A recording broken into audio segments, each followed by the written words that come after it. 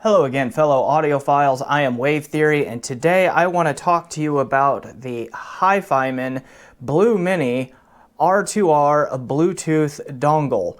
This was sent to me by HiFiMan along with, actually got two of these. One came with the HE-R9 headphone, which I have reviewed, and one came with their Deva Pro headphone, which I have also reviewed, and I will put links in the description below for both of those reviews. So HiFiMan very graciously sent these out to me for a review. They have asked nothing in return other than the link to a fair review and have made no attempt to influence my opinion one way or the other. And so everything you're about to hear are my thoughts and my thoughts alone. So please remember to like and subscribe and to do all of those things that you do to support YouTube channels.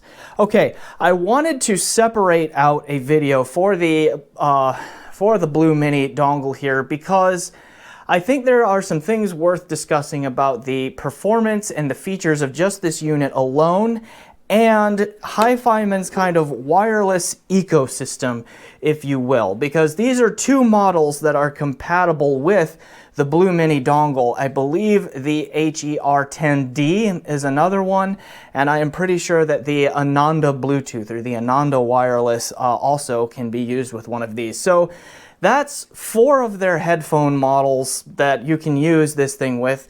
And so I think it's worth talking about what this thing is, what it does, and the advantages and disadvantages of using this with HiFiMan headphones. So, real quick, the test setup that I use mostly for the Bluemini dongle here are these two headphones, the Deva Pro and the HE-R9, because those are the headphones I have on hand that are compatible.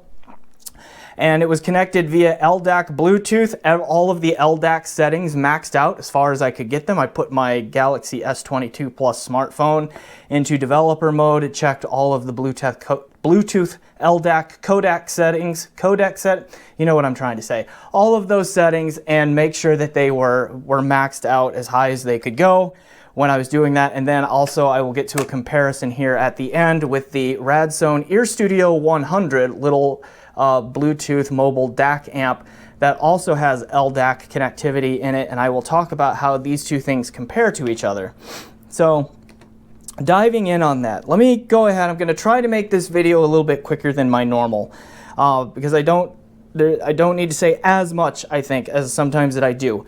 My takeaway on this little unit here is that it's a really neat idea, but some further refinement is needed within HiFiMan's broader wireless ecosystem before I think it's really ready for the big time, so to speak, before I can really comfortably recommend it as a legitimate and viable on-the-go mobile kind of option. All right, so let's get into why I say that. So this thing on its own, HiFiMan has said in the past that it is available for purchase on its own for about $130 US. I scoured their website and Googled around the web for a few minutes right before I shot this video, and this is what is today, June 23rd, 2022, and I could not find an option to buy this individually, brand new in the box, anywhere. It seems like it is mostly packaged with the Deva Pro in the Deva Pro wireless package, which is $329 US. So this is about a $130 unit because the wired package of the Deva Pro, as I said in the review there, sells for $199 US. And so this at $329 does suggest that this is right about $130 US on its own. Weirdly, the HE-R9 is on sale, or at least has been marked down in price from what was originally $599 US down to $369 US for the wired version. But if you buy this in a package with the HE-R9, which you can, the price of the package is still $700 and some US. Because I just checked this on HiFiMan's website. If you go with the wireless version, which only adds this, the price jumps up to like $769 or something like that, like some really high number. 749, somewhere in there, right? They just say plus 380, so do the math. Point is, the pricing is weird.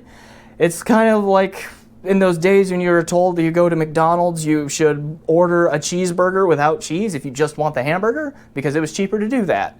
It's just that kind of a weird pricing thing that I don't know why they haven't caught that or fixed it yet, but be aware that that's out there. Okay, so this unit on its own then, it's called the Himalaya R2R in there because HiFiMan is either partnered with an outside company or has just produced their own chip. I am not sure which it goes, but they have put an R2R DAC and amp module chip in here that they call the Himalaya R2R. Okay, so that's really interesting. Over Bluetooth, it will support, you know, high res up to 32-bit, 96 kilohertz kinds of sampling rates. At least my phone output that, and this didn't seem to have any issue handling that. You also have the option of connecting this via wired USB connection to a computer or even a smartphone or like that with this USB-C connector here. So this is the charging port, but you can also use this as a USB DAC amp. However, if you use it via USB, it is limited to 16-bit 48 kilohertz PCM files.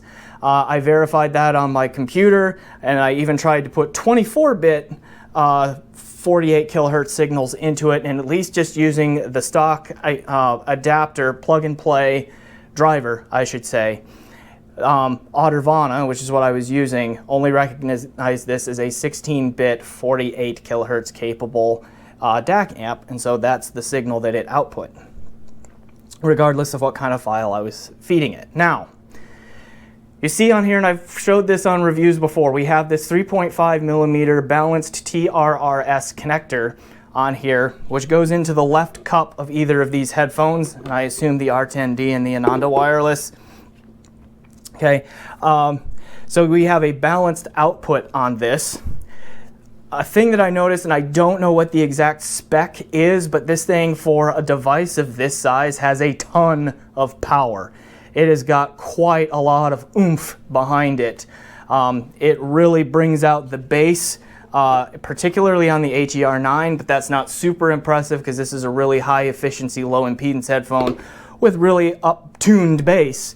Okay, but even on the Deva Pro, which is a much more refined and neutral kind of signature, the bass is extended and deep and powerful and punchy, and there is plenty of headroom in the volume control on this. Which I have something to say about the volume control. I'll come back to that in a moment. So, I mean, there's a ton of power here. It seems to have all of the power that it needs. Okay, I've never maxed it out. I feel like that would blow my head up if I did. Other weird quirks is the on-off sound of this thing. Okay, and actually, I think this will work. My camera is currently connected via Bluetooth control, I believe, but let's just see what happens here. If I power this thing on, maybe you will hear it. I'll hold it next to the microphone. That noise, oh, then it just said connected. When that's on your head, particularly with the R9, because it's the more sensitive of these two, can be really, really loud. Okay, so the on-off volume indicator sounds on this are really high. Power off. Okay, and that can blow your head up if you're not ready for it. Okay, so that's one thing to keep in mind here. Another thing that I noticed when this is connected and there's nothing playing, so you're between tracks or you're in a very quiet portion of a track or something like that, there's just a lot of background hiss and noise. That hiss and noise seems to disappear whenever the music reaches a higher up volume level, but there is an audible noise floor here on this, which I think HiFiMan needs to address in future iterations. Let's see. Also, there are no controls. This has a microphone in it, so you can use it for calls, which I didn't test because I honestly don't care about that. Okay, but it has a microphone in it, so you can use it to talk on phone calls. But all it has here is the on, off, and connect button, right, on the device. There is no volume control. There is no track skip or repeat. There is no play pause button or anything on the device itself. So you must use whatever device you're connected to control the volume, to control the playback functions, all of that kind of thing. So beware of that as well. Now, I think the volume control part of that in particular is the part that I would want on there the most. And that is because the only way to control the volume is to use the software digital output level of whatever operating system is on the device connected to, whether it be a smartphone or a tablet or your computer, even via wired connection. You need to use the volume control that's built into the operating system. That is a problem for we audiophiles, because to reduce digital volume, it turns out that you are reducing the bit output. You are taking bits away from the signal and reducing the fidelity, the quality of the signal a little bit. That's less than ideal. So I think in a future version, HiFiMan needs to include that option, at least a volume control option on one of these things. I think like just a little wheel right here could work really well. Just reach up here as it's there and you just wheel it up and down. So that's my suggestion to them going forward. Okay, and I am not super keen, like I don't need the playback controls on here like other Bluetooth devices have. I have found that I tend to just not trust the playback controls of a lot of Bluetooth devices. They're often very slow and to respond and that sort of thing, I have found, and just sometimes unreliable. So I just have always, more often than not, just pulled my phone out and controlled it from there as I'm walking around or whatever like that. That has worked better for me. So, but I understand that some people may like those features and may miss those. Okay, sonically, pretty good. I mentioned that noise floor that you need to be aware of. But the fidelity of the sound that does happen is reasonably good. You can tell it's still limited by Bluetooth, even though we're maxing out, at least on my S22 Plus phone, like we're maxing out the bit rates and all of that, the LDAC codec can talk to this thing. You can just still tell it's Bluetooth, right? It's just still behind a good quality wired connection. These headphones sound spectacular for a $200 headphone from a wired connection. You can tell they are held back a little bit by the Bluemini dongle because the resolution isn't quite there. It just has some of that digital etchedness to it and sounding more analog and all of that, even if you're using a digital source from a wired connection and a wired amplifier. Okay, but even so, it's still pretty good. As far as for what Bluetooth offers, it's really pretty good on that. Sound signature wise, it's a little bit mid-forward. For whatever reason, this pushes the mid-range and the vocals forward just a little bit. So even though like on the R9 here, which has a little bit of vocal and mid-range emphasis on it in its tuning to begin with, those vocals in the mid-range gets pushed forward just a little bit more. The same is noticeable on the Deva Pro as well, and it happens, to my ear, it happens whether it's connected via Bluetooth to my smartphone or whether I had this hardwire USB connected to either my Surface Pro 4 laptop or my desktop computer. It did the same on all of those. So it's not just a Bluetooth thing for this, it's just part of the sound signature of this thing. So I wouldn't call it neutral. It is fairly clean and clear and relaxed in the treble. A little bit mid-forward, but then there's still just a lot of, you know, for a device of this size, really great bass, punch, control, extension, and that sort of thing. Like, so, I mean, it just sounds robust and powerful, amazingly so for its size and that sort of thing. So, but even with all of that, okay, just talking all that, it sounds pretty good. I don't think it's as fully fleshed out a package as my ES100. For example, like the ES100, okay, it has a balanced output, a 2.5mm balanced output. It has a single-ended output.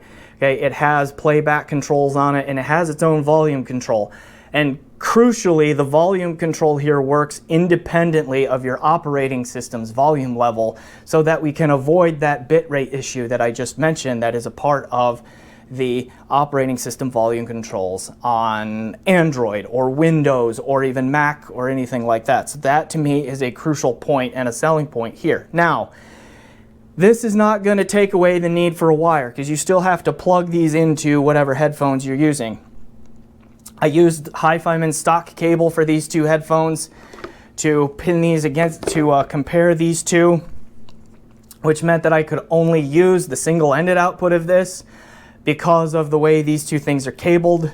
Okay, you need to be aware of that too. I'll put a link to the video where I just explain that down in the description.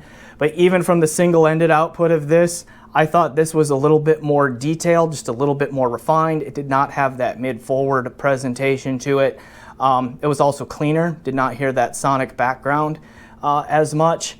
And plus, this is just more fully fleshed out. Not only does it have the controls, but you get a whole app that comes with this where you can do equalization and a whole bunch of other stuff.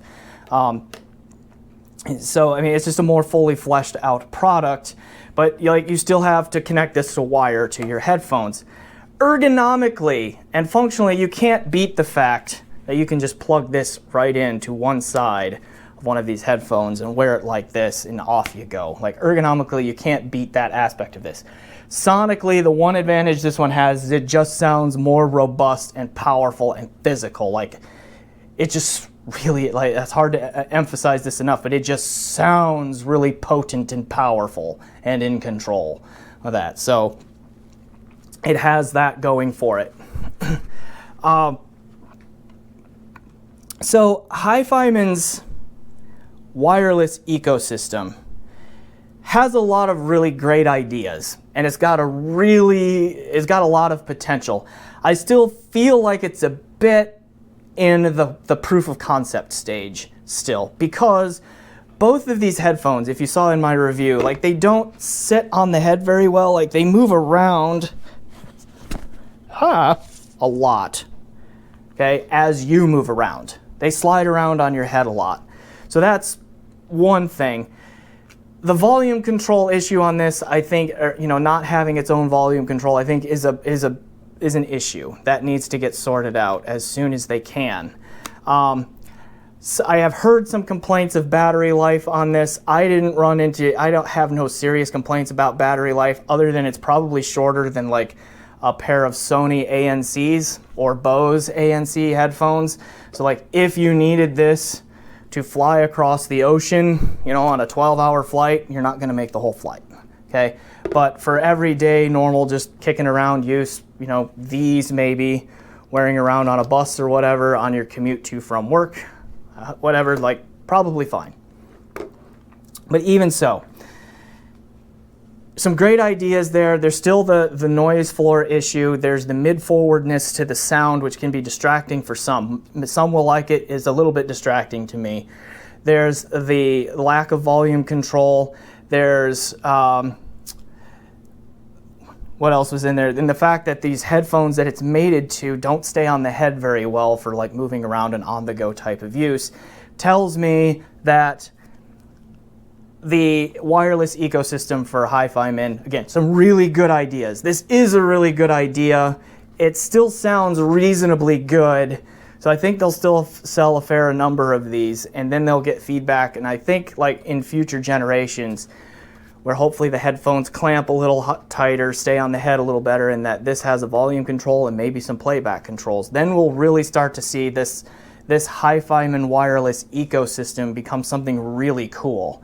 But I think we're a generation or two away from that. Okay, so I am Wave Theory. This has been my thoughts, which of course turned out to be a little bit more rambly and longer than I anticipated, about the HiFiMan Himalaya Bluetooth R2R dongle. I probably messed up the order of those things. But anyway, this has been my review of that. Thanks for watching, and as always, enjoy the music.